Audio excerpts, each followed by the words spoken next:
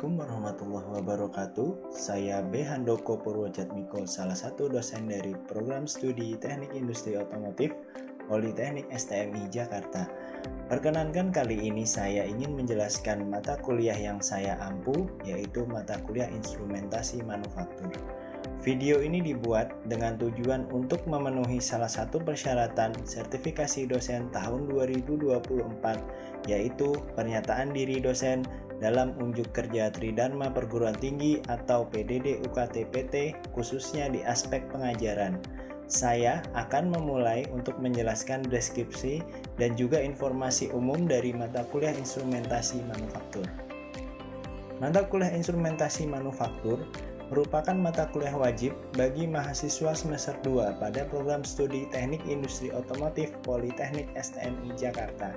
Mata kuliah Instrumentasi Manufaktur dengan kode mata kuliah TI 211204 memiliki bobot 1 SKS teori selama 1 semester ke depan. Bahasa pengantar yang digunakan pada mata kuliah ini adalah bahasa Indonesia.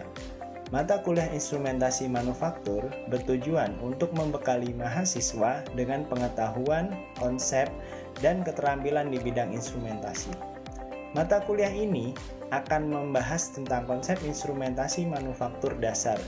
Capaian pembelajaran lulusan atau CPL Program Studi Teknik Industri Otomotif yang dibebankan pada mata kuliah ini adalah menguasai konsep teoritis, teknologi terapan yang diperlukan. Sedangkan untuk pencapaian pembelajaran mata kuliah pada akhir perkuliahan, yaitu mahasiswa mampu memahami sistem instrumentasi dasar pada manufaktur industri otomotif yang dituangkan dalam bentuk laporan. Referensi yang digunakan dalam mata kuliah Instrumentasi Manufaktur beragam, di antaranya buku pengenalan sistem instrumentasi dan kontrol karangan William Dunn, dan beberapa pustaka pendukung lainnya yang dijadikan referensi dalam mata kuliah ini. Sistem pembelajaran di mata kuliah Instrumentasi Manufaktur dilaksanakan secara sinkronus dan asinkronus dengan menggunakan metode pembelajaran aktif yang mengutamakan peran dan keaktifan mahasiswa dalam proses pembelajarannya, yaitu pembelajaran kolaboratif, diskusi kelompok, dan penugasan berupa studi kasus. Pembelajaran mata kuliah Instrumentasi Manufaktur dilakukan selama kurang lebih 16 pekan, di mana 7 pekan pertama sebelum UTS, lalu 1 pekan UTS, dan 7 pekan berikutnya sebelum UAS, serta 1 pekan UAS. Metode pembelajaran yang digunakan bergantung dari bahan kajian atau materi pembelajaran yang akan disampaikan. Misalnya seperti pekan sebelum UTS akan menggunakan blended learning dan pekan sebelum UAS akan berfokus pada diskusi kelompok. Bentuk perkuliahan secara sinkronus dilakukan secara tatap muka di ruang kelas, sedangkan pelaksanaan perkuliahan secara asinkronus dilakukan melalui WhatsApp group atau forum diskusi kelas secara daring untuk memfasilitasi mahasiswa dalam berdiskusi dalam hal mata kuliah Instrumentasi Manufaktur dan penugasan secara mandiri maupun kelompok. Evaluasi pembelajaran mata kuliah Instrumentasi Manufaktur didapatkan dari kuis interaktif dan penugasan baik individu maupun kelompok. Kemudian UTS dan UAS dijadikan sebagai bahan evaluasi pembelajaran untuk mengetahui pemahaman dasar mahasiswa akan materi yang sudah disampaikan. Pembobotan setiap bentuk evaluasi hasil pembelajaran adalah kuis interaktif sebesar 10%, penugasan sebesar 20%, UTS 35%, UAS 35%, dengan total pembobotan hasil evaluasi pembelajaran adalah 100%. Demikian informasi yang bisa saya sampaikan mengenai mata kuliah Instrumentasi Manufaktur untuk mahasiswa Program Studi Teknik Industri Otomotif Politeknik STMI Jakarta. Berikutnya merupakan cuplikan dari proses pembelajaran yang saya laksanakan secara sinkronus tatap muka di ruang kelas. Selamat menyaksikan.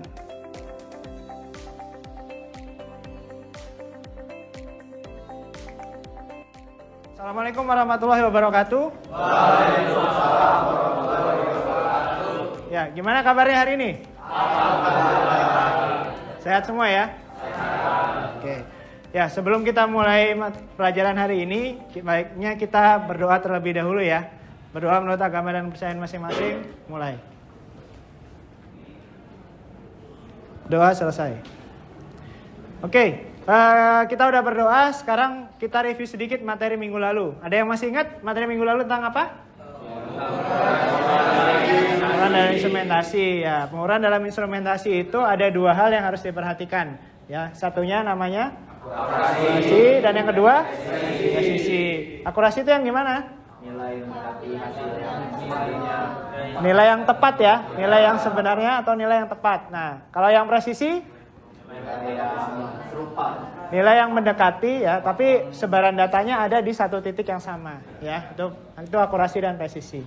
Oke, materi hari ini adalah tentang sensor dan transducer ya. Jadi sensor dan transducer ini merupakan komponen elektronika yang penting ya di dalam sistem instrumentasi ya. Pentingnya karena apa? Nah, yuk kita lihat sekarang.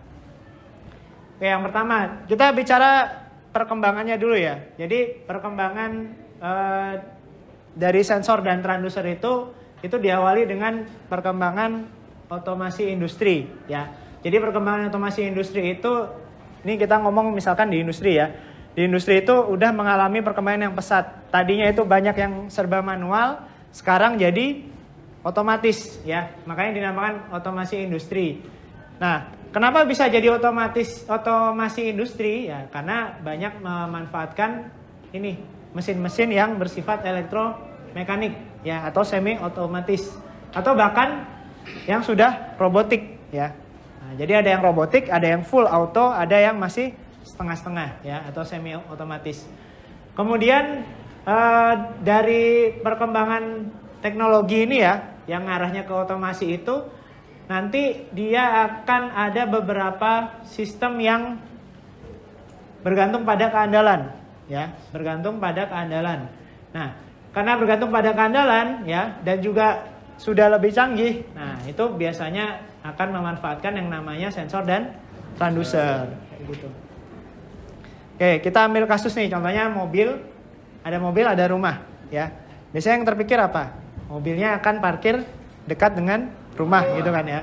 Kalau misalkan yang manual, itu mobil akan berhenti ketika dirasa sudah mendekati objek ya, atau mendekati tembok rumah.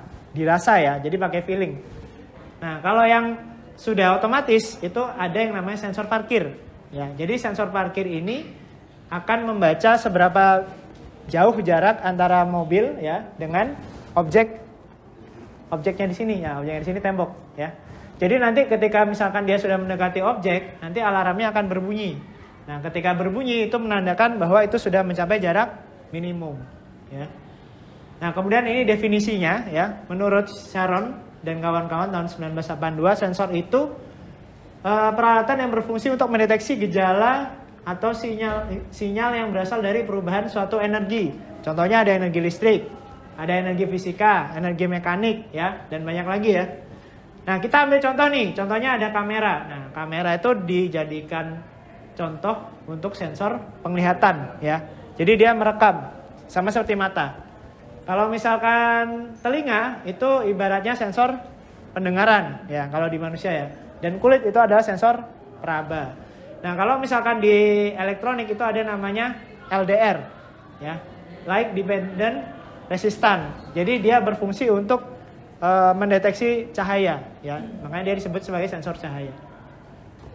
Nah, yang kedua itu ada pengertian transducer ya, menurut William tahun 1993 itu transducer itu adalah alat untuk merubah ya, atau biasanya digerakkan oleh suatu energi di dalam sebuah sistem transmisi ya, atau mudahnya transducer itu adalah untuk menerjemahkan apa yang dibaca oleh sensor tadi. Nah, contohnya nih misalkan ada generator. Nah, generator ini dia itu adalah transducer yang merubah energi mekanik menjadi energi listrik ya. Jadi ketika diputar, nah diputar lama-lama dengan kecepatan tertentu, dia akan menghasilkan yang namanya listrik kayak gitu. Nah, sensor is a transducer. What is transducer? Nah, sensor itu adalah transducer. Jadi transducer itu sebenarnya apa? Nah, transducer itu secara device ya, atau secara alat, secara fisik dia merubah yang namanya energi yang tadinya misalkan energinya fisik misalkan, atau energinya mekanik menjadi bentuk energi lainnya. Bisa jadi energi listrik dan macam-macam ya.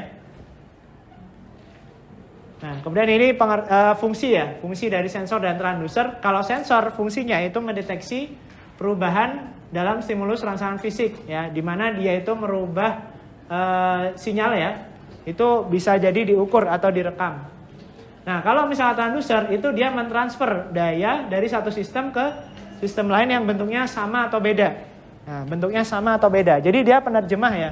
Misalkan tadi dia ngebaca yang namanya sensor atau misalkan dia ngebaca gerakan gitu kan. Gerakan itu kan energi gerak ya, energi kinetik gitu kan. Nah, ketika dia masuk ke transducer, dia akan dirubah. Dirubahnya menjadi apa? Misalkan menjadi energi listrik atau energi cahaya, kayak gitu kan. Nah, ini diagram ya, diagram dari sensor dan transducer ya. Jadi ini ilustrasinya. Ketika misalkan ada rangsangan ya atau ada stimulus dari luar. Ini kita ambil contoh misalkan sensor gerak tadi ya. Sensor gerak itu misalkan ada benda yang bergerak atau ada hewan misalkan jalan.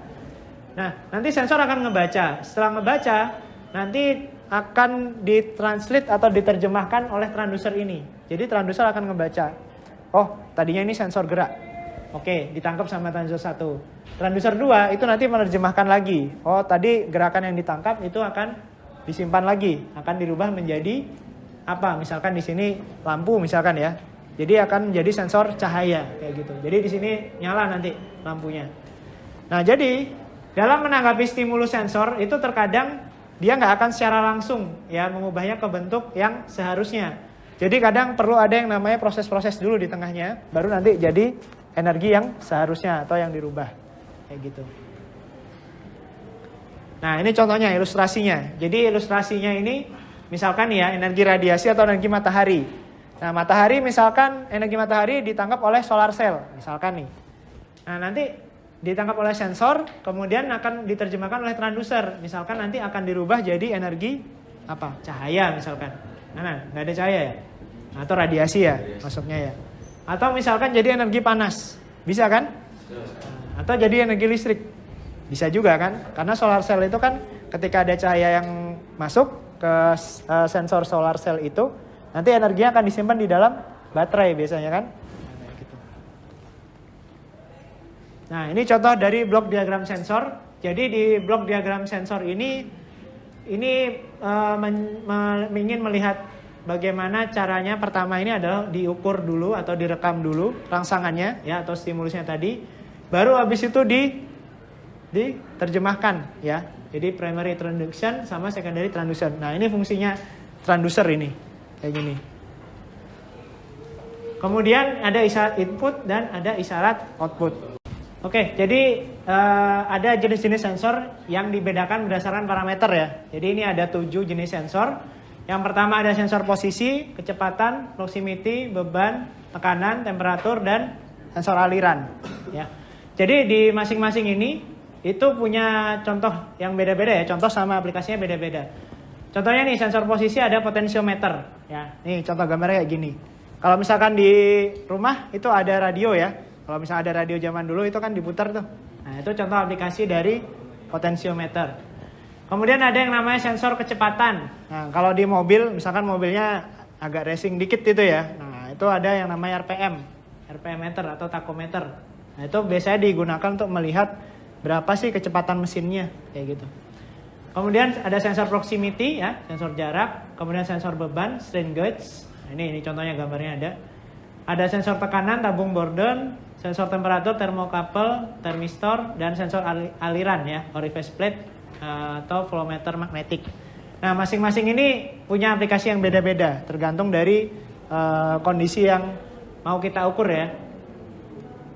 Nah, terus kemudian ini ada jenis sensor yang dibedakan berdasarkan sifat.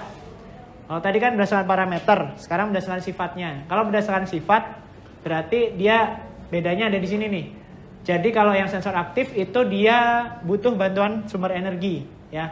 Kalau yang pasif itu dia tanpa bantuan sumber energi ya. Jadi kalau misalkan yang ini proximity, contohnya kalau di sensor parkir ya, itu kan butuh energi listrik kan, butuh aki untuk menyalakan sensornya kayak gitu. Kalau mobilnya mati ketika ada benda mendekat bunyi nggak? Nggak kan? Nah, tapi kalau yang termokapel, ya ini tanpa bantuan sumber energi. Jadi kalau termokapel kan buat mengukur suhu tuh. Nah, jadi panas dari tungku, misalnya kita bilang furnace nih, panas dari tungkunya itu akan terbaca langsung oleh termokapel dan termokapelnya akan ngasih output ya, outputnya berupa suhunya berapa, temperaturnya kayak gitu. Nah, ini contoh proximity switch. Jadi proximity switch itu ada dua jenis, ada yang buat deteksi logam, ada yang buat deteksi non logam gitu. Kemudian ini contohnya termokapel. Nah, kalau termokapel itu biasanya ada dua apa namanya ini? Dua sambungan ya. Jadi kalau ada satu sambungan itu untuk pengukuran, sambungan lainnya itu untuk referensi atau acuan. Nah, kenapa harus ada dua ini? Kenapa harus ada referensi, ada pengukuran? Jadi satunya ya, yang misalkan untuk yang pengukuran itu benar-benar digunakan untuk mengukur. Nah, sedangkan untuk referensi itu biasanya dia seperti membandingkan. Nah, jadi prinsip kerjanya secara garis besarnya itu dia membandingkan. Jadi acuannya misalkan dia suhu ruangan ya, acuannya ya, misalkan suhu ruangan itu berapa? Sekitar 27, 26 gitu ya. Atau 25 lah ya kalau mau dingin gitu. Nah, nanti dia di yang pengukuran itu biasanya lebih tinggi. Misalkan kalau kita bilang furnace kan itu biasanya bisa 100 derajat ya. Nah, itu akan kelihatan tuh gapnya. Kayak gitu. Oke. Sampai di sini ada pertanyaan? Ya, silakan. Boleh berdiri? Berdiri? Oke, saya nanya tentang termokapel. Termokapel ini kan memiliki dua metal yang berbeda. Ya. Jadi ketika saat pengukuran suhu, apakah terdapat kesalahan pada saat pengukuran? Terus cara mengatasi kesalahan tersebut bagaimana, Pak? Oke, ya silakan duduk. Oke, jadi dari pertanyaan tadi, gimana sih caranya melihat termokapel yang biasanya pembacaannya jadi nggak bagus ya atau nggak stabil ya? Nah, itu biasanya kita lihat dulu kalibrasinya. Nah, kalibrasinya gimana? Apa kalibrasinya masih baru atau kalibrasinya dilakukan oleh pihak luar atau internal kayak gitu? Nah, yang kedua itu dilihat umur pakainya. Nah, biasanya termokapel itu kan ada referensi ya, ada sambungan referensi nih. Nah, sambungan referensi ini biasanya bisa jadi error. Nah, kalau misalkan referensi dengan yang diukur itu gapnya nggak beda jauh atau misalkan malah sama, nah itu berarti termokapelnya bermasalah ya. Nah, terus kemudian bisa aja kita bandingkan juga. Nah, bandingkan dengan apa? Dengan termokapel yang lainnya kayak gitu. Kemudian itu ya untuk termokapel ya. Oke, yang lainnya ada lagi? Ya, silakan. Saya ingin bertanya mengenai yang tadi yang telah dijelaskan itu tentang otomatisasi di bidang industri. Yang kita ketahui sekarang itu di bidang industri kan itu lebih menggunakan robot ya Pak untuk pengurangan kos biaya pekerja. Ya. Oke, untuk yang saya ingin mengambil kasusnya itu pada robot pengantar ke inventory atau perpindahan barang. Kalau di robot inventory itu kan biasanya itu kan lebih dari satu robot ya Pak, bisa dengan spek yang berbeda-beda. Bagaimana sih Pak cara kerja sensor untuk menanggulangi, kan ada banyak robot nih, kalau misalnya mereka bekerja misalnya salah gerak itu kan biasanya kan nabrak, itu bagaimana cara menanggulanginya Pak? Dan bagaimana cara membuat robot tersebut itu lebih efisien dan lebih efektif di lapangan? Terima kasih Pak. Ya, terima kasih. Ya, jadi kalau misalkan untuk kasus robot ya, jadi robot itu kan pasti punya banyak sensor. Jadi sensornya itu nggak cuman sensor misalkan nih ada benda atau misalkan ada penghalang gitu ya di depannya, dia akan menghindar atau gimana, enggak. Jadi sensornya ada macam-macam, bisa sensor untuk melihat, misalkan untuk melihat itu dia bisa baca jalur kemana dia, misalkan dari line produksi A ke sistem inventory atau ke gudang kayak gitu. Nah, kemudian ada juga sensor untuk mendeteksi benda atau barang yang diangkut. Nah, misalkan benda yang akan diangkut itu bobotnya berapa kilo. Nah, itu ada batasnya biasanya. Jadi nggak semata-mata karena dia robot, oh dia bisa angkut semuanya tuh. Enggak. Jadi dia punya batasan. Karena kalau kita nggak kasih batasan, ya nanti robotnya itu akan terganggu fungsi sensornya. Jadi misalkan dia maksimal 10 kilo. terus kemudian kalian kasih ini 20 kilo atau 50 kilo. Nah, dia otomatis akan mungkin bisa goyang-goyang ya ketika jalan kayak gitu. Nah, kemudian gimana caranya biar nggak tabrakan? Nah, kalau biar nggak tabrakan itu berarti kalau misalkan robot itu pakai jalur ya, jalurnya misalkan jalur magnet ditanam, nah itu mungkin akan mengikuti jalur itu. Tapi kalau misalkan pakai koordinat, berarti kita harus pastikan ketika koordinat itu sudah kita program di robotnya, jangan sampai robot lain juga pakai koordinat yang sama. Kayak gitu. Nah, atau misalkan sekuensnya atau urutan robot itu berjalan, itu harus diatur waktunya. Kurang lebih seperti itu ya gambarannya. Oke, terakhir mungkin satu lagi, ada yang ingin bertanya?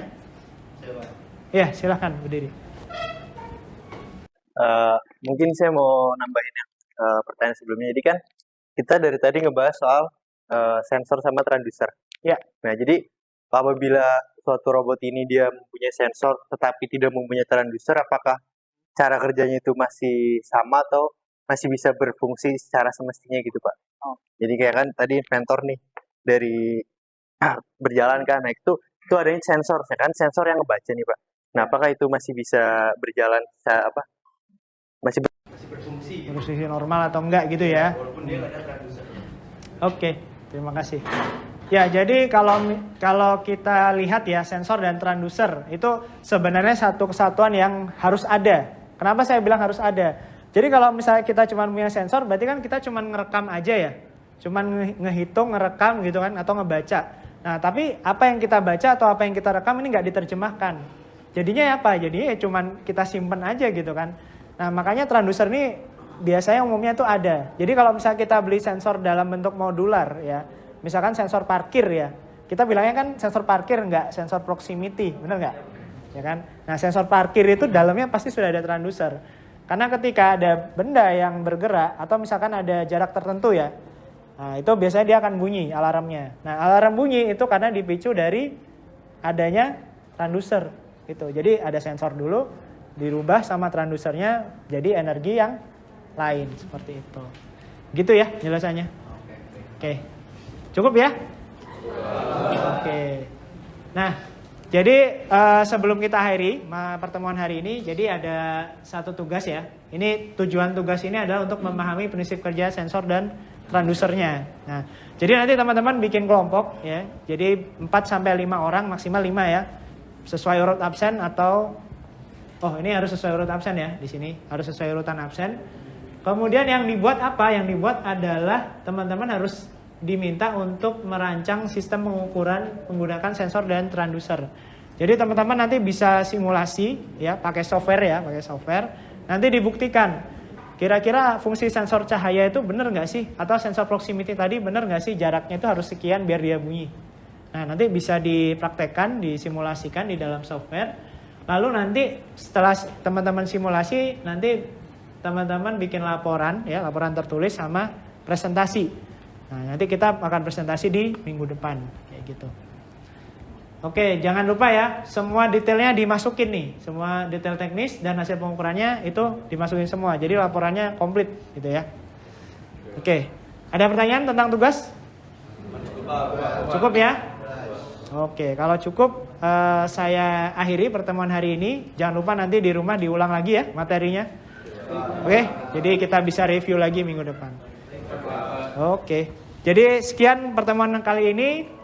Saya akhiri. Wassalamualaikum warahmatullahi wabarakatuh. Waalaikumsalam warahmatullahi wabarakatuh.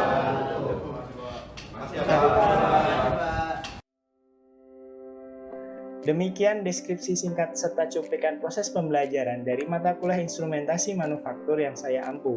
Semoga dapat memberikan gambaran mengenai kinerja pengajaran yang saya lakukan khususnya di mata kuliah instrumentasi manufaktur di program studi Teknik Industri Otomotif Politeknik STMI Jakarta.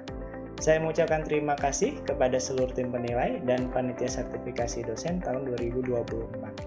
Tidak lupa saya juga mengucapkan terima kasih kepada rekan sejawat, dosen, dan rekan mahasiswa di Politeknik STMI Jakarta. Demikian yang dapat saya sampaikan. Atas semua kekurangan dari saya mohon maaf sebesar-besarnya. Wabillahi taufiq wal hidayah. Wassalamualaikum warahmatullahi wabarakatuh.